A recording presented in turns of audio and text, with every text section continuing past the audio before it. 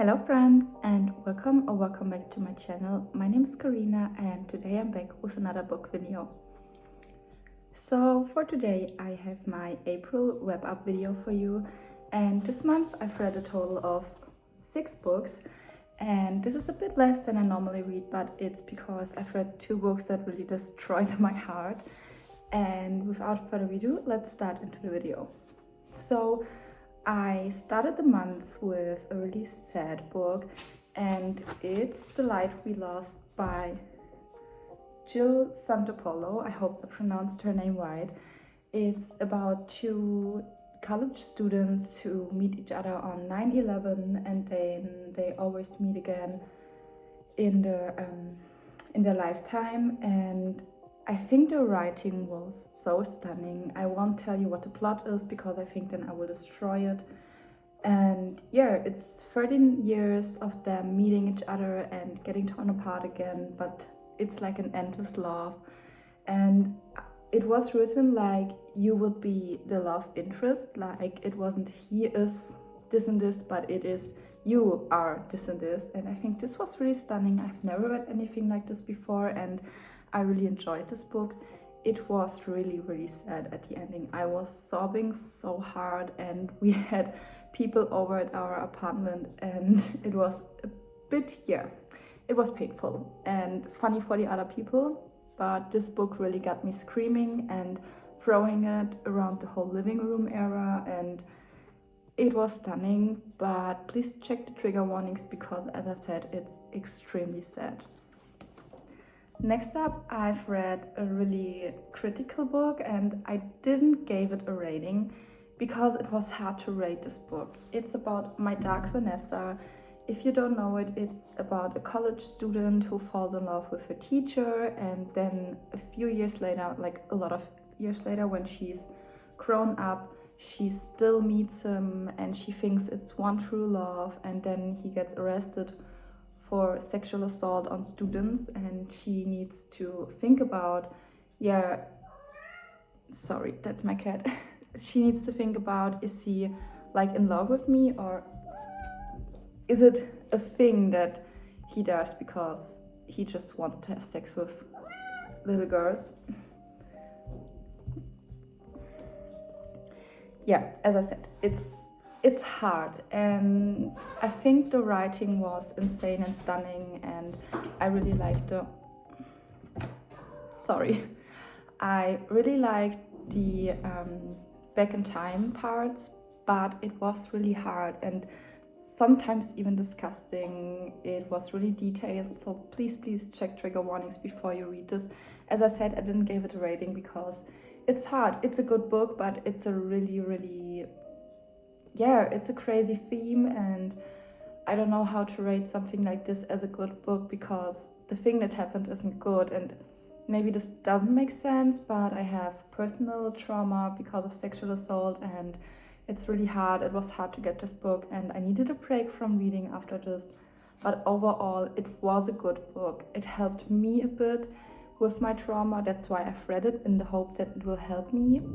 But if you want to read it, please check all the trigger warnings out there because it triggers a lot. Now to all the summer romances that I've read. Maybe you saw my last video or the 2 videos before, I'm not sure right now. But I've read all the Emily Henry books, and I made a reading vlog on them. So if you want a more in-depth review on them, you can totally check this out. It was such a cute and funny journey. And I've started with People We Meet on Vacation, which I've gave 4.5 stars. It was so good. Like all the Emily Henry books, I don't know where she just gets it, and it was so good. I also annotated these books, and I don't know, I just love it. Poppy is so cute, and I feel like I am Poppy because there's so many similarities between me and her, and it was just stunning. Then I've read Beach Read, which was the 5-star read for me. This was insane. I love the small town to it because I'm a small town girly, and I don't know how they fell in love, and it was so cheesy and so obvious, but so cute, and it made me smile and giggle so many times, and I just enjoyed it so much. I think it's my favorite Emily Henry book. No, I don't think it probably is, and it's totally 5 stars. It's worth every read. I think I will reread this in the summer when I'm in Italy because I'm going on an Italy vacation and I'm really excited to read it actually at the beach. This will be super stunning.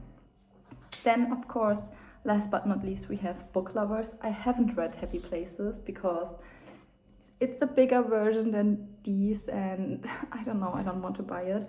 But Book Lovers was again a 4.5 because it wasn't as good as Beach Read. What I really liked about this was that it's really different from the other two. Like, Nora is such a different character, and it really came to the hype of Big Sister as it was promoted, and I enjoyed it so much. It made me insanely happy to read it, and I don't know how she followed her dreams and he followed with her, and I don't know, it was insane. And I think I just love to read about people who love books, same as in Beach Read, just insane. And last but not least, we have another little summer romance, which I rated 4.5 stars. It was also perfect, but not quite a 5 star. It's The Spanish Love Deception, and this is so cool because I used to have Spanish family back a few years ago. My grandpa is half Spain and he always does like Spanish meals for us, and that's why it was just so cool to read about it. And I don't know, Catalina is such a funny character. Sometimes I feel why people think she's annoying, but she also has a lot of trauma, and I think you should probably check trigger warnings as well, but they are definitely not as hard as in my Dark Vanessa or The Light We Lost. But a few are there. I like the spice in it. I think it was really cool. It came pretty at the end. It was extremely slow burn. But Aaron has my heart. And I don't know what it is with Aaron's, but Aaron from Shadow Me and Aaron from The Spanish Love Deception are just the best book boyfriends ever. And yeah, I just enjoyed it. And that's already it for all the books that I've read. Here you can see I annotated some of them, and this looks so cool. I love how annotated books look. And yeah, hopefully I will get more reading done this month, and I'm planning to do another reading vlog. I am not sure what I'm gonna read, if it's gonna be 1 week only reading Jane Austen or 1 week only reading self-development books, because that's really out of my comfort zone. Maybe I will do both. And also I wanted to ask you if you're interested in another reading journal setup, because I'm about to set up a new one the next few days and I can probably film it for you. So if you want to see it, just let me know. And yeah, that's it for today's video. I hope you enjoyed it. It was really short, but I had not that many books, and yeah, I hope you have a great day and I wish you all the best. Bye.